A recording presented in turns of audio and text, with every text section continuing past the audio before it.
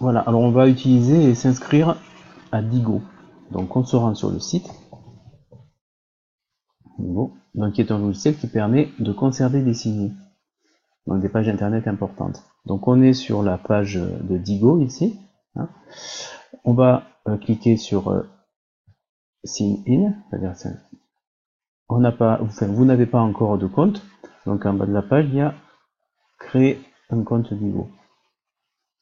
Donc on va aller sur cette page. Donc bien sûr Digo c'est une application qui est payante, hein, qui propose plusieurs formules et propose aussi une formule gratuite qui est largement suffisante pour nous. Donc vous cliquez sur choisir cette formule et puis vous rentrez bien un nom d'utilisateur. Je crois qu'il ne faut pas de points. Voilà.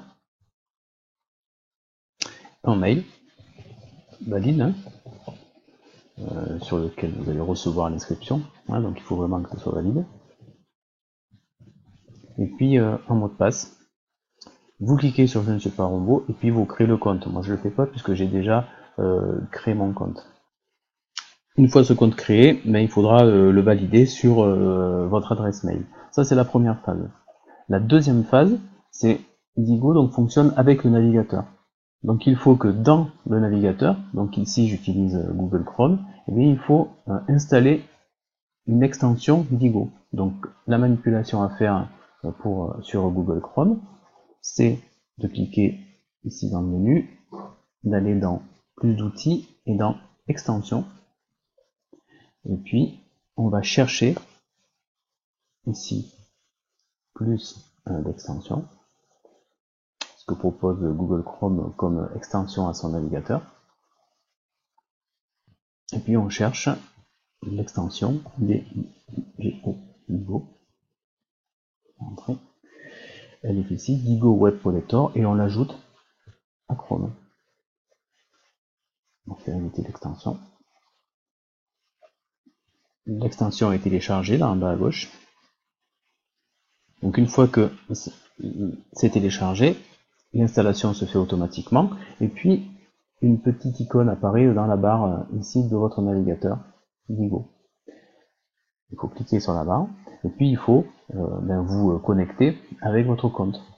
Cette fois, vous avez un compte, hein, puisqu'il y a votre adresse mail. On rentre adresse mail, le mot de passe que vous avez donné au départ, et on valide. Voilà, il n'y a rien de changé, sauf que quand vous cliquez sur Digo ici, eh bien, il y a tout un menu qui apparaît, comme cela. Voilà. Et là, on voit bien que je suis connecté en tant que Julien NRC. Donc là, c'est la manipulation qui est faite sur Chrome. On pourrait faire la même chose sur Firefox. Donc je vais la faire pour vous. Sur Firefox, la différence, elle se trouve ici. Donc on clique sur le menu de Firefox et on va directement dans module complémentaire. Et là, c'est pareil. Bon, moi, je l'ai déjà installé, mais vous allez dans Catalogue. Et en bas du catalogue, vous cliquez sur Découvrir davantage de modules. Et puis vous tapez ici Digo. Moi ça va pas marcher, normalement, puisque je l'ai déjà installé. Ici il est là, hein. Donc il est là, et puis vous cliquez dessus, et puis ajouter à Firefox. Donc moi je vais pas le faire puisqu'il est déjà là. Et ensuite, eh bien, l'icône Digo va s'installer dans la barre d'outils de votre navigateur, ici Firefox. Donc moi je retourne sur Chrome. Une fois que l'icône est ici, et que vous êtes connecté avec votre compte, hein, on peut fermer cette fenêtre, on peut fermer la fenêtre des extensions ici, on peut fermer cette fenêtre-là. Alors donc si vous êtes sur un site, prenons l'exemple d'Action Commerciale, et puis il y a un article qui vous paraît intéressant. Donc, vous êtes sur l'article comment faire travailler ensemble vente et marketing. Voilà. Bon, mais cet article ici vous paraît intéressant. Digo va simplement vous servir à le sauvegarder dans une librairie. Donc je clique sur Digo et je fais simplement Save Bookmark, je sauve ce signé. Ici, il y a plusieurs options. cet article-là sera privé.